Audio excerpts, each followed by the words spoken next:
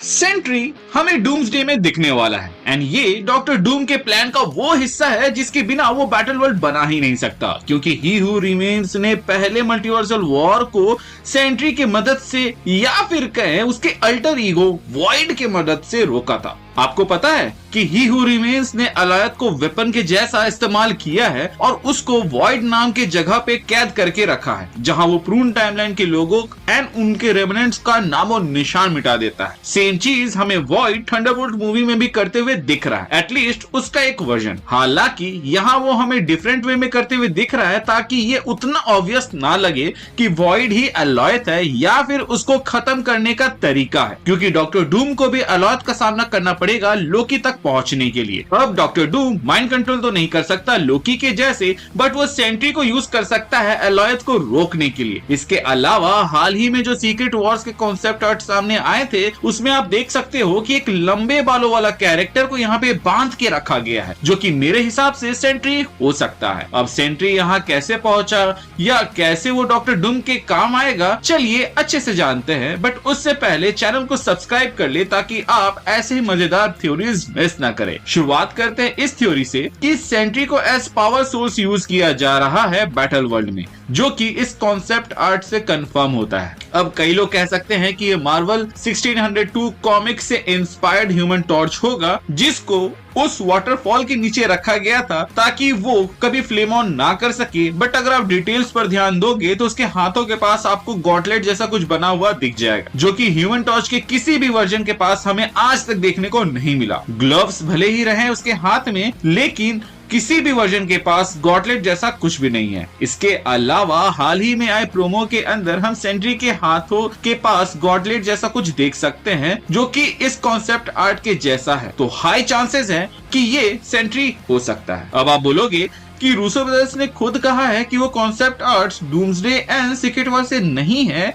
जो कि सच भी है। बट आपको ये बहुत बड़ा कोइंसिडेंस नहीं लगता कि जब उनकी मूवी इलेक्ट्रिक स्टेट के अच्छे रिव्यूज नहीं आए एंड कोई बस क्रिएट नहीं हुआ, तभी उन्होंने ये बयान दिया, ना कि उस वक्त ये बयान दिया जब ये कॉन्सेप्ट आर्ट्स बाहर आए थे। इनफैक्ट उन पोस्ट्स को हटवाया गया था मार्वल द्वारा, जिसके बाद आर्काइव से इसे स्प्रेड किया गया। सो जो कॉन्सेप्ट आर्ट्स को स्पॉइलर होल्ड नहीं करते, उनको हटाने की क्या जरूरत। वैसे भी ये कॉन्सेप्ट आर्ट्स डॉक्टर डूम पर फोकस कर रहा था, जो कि रिसेंट न्यूज है, ना कि बहुत पहले का। तो इससे साफ होता है कि ये आइडिया एटलीस्ट सोचा गया था, इसीलिए कॉन्सेप्ट आर्टिस्ट को कहा गया ऐसे बनाओ जिसमें डूम और उसकी सभा हो सकता है कि ये कॉन्सेप्ट आर्ट्स असल में फैंटास्टिक फोर के एंड क्रेडिट्स में हो, जिसके एंड में हमें ये चेंड बंदा दिखने वाला था जिससे पावर खींचा जा रहा हो, जिससे हम सब हैरान होते कि थंडरबोल्ट में सबकी फाड़ने के बाद डूम ने इसको पावर सोर्स के जैसा रखा हुआ है या फिर कैद करके रखा हुआ है, क्योंकि उसका अनस्टेबल माइंड और वॉइड दोनों ही इस बैटल वर्ल्ड के लिए खतरा है। सेंट्री डॉक्टर डूम के साथ भी दिख सकता है एंड खिलाफ भी, जिसके वजह से काफी सारे डिस्कशन का मुद्दा यहाँ सामने आता है। एंड इसमें से सबसे इंटरेस्टिंग वाला है अलायत। अलायत एक धुआं जैसा है जिसको सिर्फ माइंड कंट्रोल करने वाले कैरेक्टर्स ही हरा पाए हैं, जैसे कि कैसेंड्रा या फिर कहें लोकी। सो अगर डॉक्टर डूम को अपना होम स्वीट होम यानी कि बैटल वर्ल्ड बनाना है, तो उसे सबसे पहले लोकी को हराना होगा, जिस तक पहुंचने के लिए उसका अलायत से भिड़ना होगा। एंड यहीं पर काम आएगा सेंट्री का दूसरा पर्सोना, जो कि है वॉइड।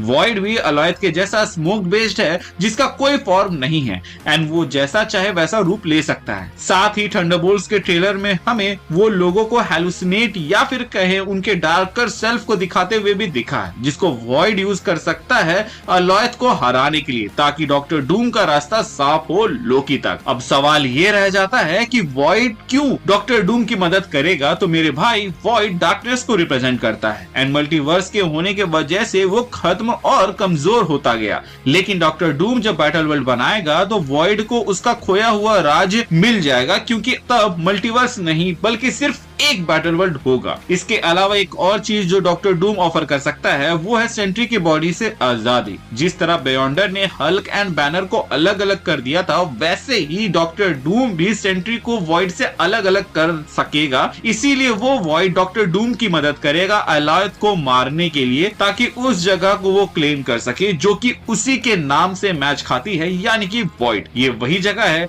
जहाँ TVA प्रून करके सब कुछ डंप करता है। मतलब कि डूम्सडे डूम्सडे या सीक्रेट वॉर्स में वॉइड नाम की जगह पर फाइनली सेंट्री वाले वॉइड का राज होगा। इसके अलावा सोच कर देखो, व्हाट इफ ये जो वॉइड है यही अलोयथ है थोड़े पावर अपग्रेडेशन के साथ। मैं ऐसा इसलिए कह रहा हूँ क्योंकि ही हू रिमेन्स ने कहा था कि उसको अलोयथ मिला जिसको उसने वेपनाइज किया था। कॉमिक्स में द वॉइड एक लिविंग डिस्ट्रक्टिव फोर्स है जो सिर्फ केओस और तबाही मचाता है। ये सेंट्री का डार्क साइड है, एक ऐसी शक्ति जो सिर्फ एनाहिलेशन चाहती है। जब भी सेंट्री एग्जिस्ट करता है वॉइड भी उसके साथ एग्जिस्ट करता है, और जब वॉइड को अनलीश किया जाता है तो वो पूरे दुनिया को खा जाने की पावर रखता है। एमसीयू के लोकी शो में दिखाया गया अलोयथ भी कुछ ऐसा ही है। वो एक बड़ा स्मोक मॉन्स्टर है जो किसी भी टाइमलाइन या एंटिटी को टच करते ही उसको एग्जिस्टेंस से मिटा देता है और उनको निगल जाता है। ये भी एक अनस्टॉपेबल फोर्स है जो हर चीज को कंज्यूम करने की टेंडेंसी रखता है। एक और मेजर सिमिलैरिटी ये है कि कॉमिक्स में वॉइड का एग्जिस्टेंस हर चीज के लिए एक थ्रेट होता है और उसको रोकने का एक ही तरीका होता है, सेंट्री का खुद के ऊपर कंट्रोल रखना। एमसीयू में भी TVA अलोयथ का इस्तेमाल अनवांटेड टाइमलाइंस और वेरिएंट्स को खत्म करने के लिए कर रहा है, जो कि इनडायरेक्ट वे में दिखाता है कि वो एक बैलेंस मेंटेन करने का टूल है,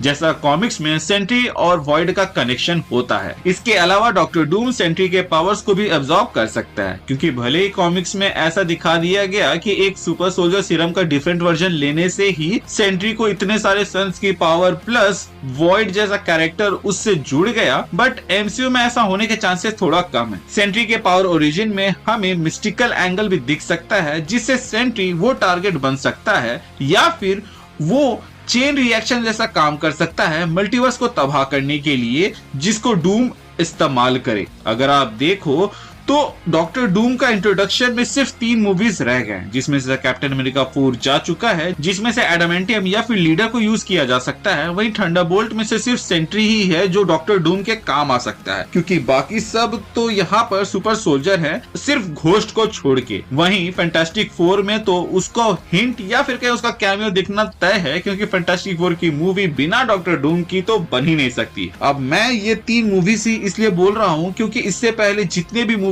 आई हैं वो सब कैंग को बिल्डअप कर रही थी और उनको माइंड में रख के लिखा गया था, तो डॉक्टर डूम के लिए वहां पर कुछ भी नहीं है। अगर डॉक्टर डूम ने बैटल वर्ल्ड बनाने के लिए सेंट्री और वॉइड का यूज किया तो इसका एंड गेम क्या होगा? क्या सेंट्री डूम के कंट्रोल में रहेगा या फिर वॉइड अपनी रूल सेट करेगा? और अगर अलोयथ और वॉइड एक ही एंटिटी है तो एमसीयू में एक ऐसा अनस्टॉपेबल फोर्स एग्जिस्ट करती है जो मल्टीवर्स के रूल्स तक को तोड़ सकती है। तुम्हें क्या लगता है ये थ्योरी कितनी स्ट्रॉन्ग है? अपनी थ्योरीज और थॉट्स कमेंट सेक्शन में जरूर बताना। अगर आपको ऐसे ही माइंड ब्लोइंग एमसीयू थ्योरीज देखनी है तो वीडियो को लाइक करें, चैनल को सब्सक्राइब करें और अगले वीडियो में हम लोग मिलते हैं। तब तक के लिए stay hydrated and stay happy.